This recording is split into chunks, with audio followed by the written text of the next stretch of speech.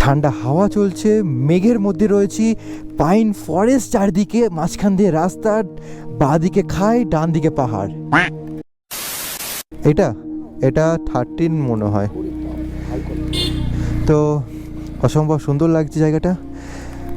Just ফরেস্টটাকে দেখো, এতটা সুন্দর ফরেস্ট, আর এখানে সব কেবিল বিছানো রয়েছে।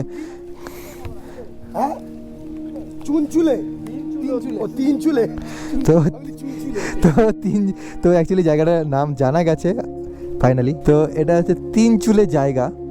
তো ফাইনালি লোকেশনটা হচ্ছে 3 চুলেতে আমরা রয়েছি। কতটা সুন্দর জায়গাটা, ওয়াও। তো তোমরা যারা দেখছো এই ব্লগটা, তো তোমাদের মধ্যে কারা কারা এই 3 চুলে জায়গাটাতে এসছো এরকম জায়গায়, তো অবশ্যই কমেন্ট সেকশানে তোমরা কমেন্ট করতে পারো। আমি অবশ্যই রেসপন্স করবো তোমাদের সবাইকে।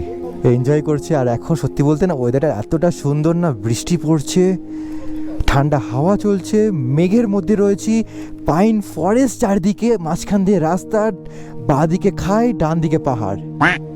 Wow, what a lovely scene. এটা আমি কোথায় পাবো? এটা তোমরা কোথায় পাবে? আসতে হবে দার্জিলিং। তবে অবশ্যই খুবই সুন্দর জায়গা। যতবারই বলি না কেন, যতই প্রশংসা করি না কেন এই জায়গাটার, তো ততটাই কম পড়বে। এটা বর্ণনা করার মতো না, এটা এক্সপিরিয়েন্স করার জন্য এই জায়গাটা, নিজে এসে এক্সপিরিয়েন্স করার জন্য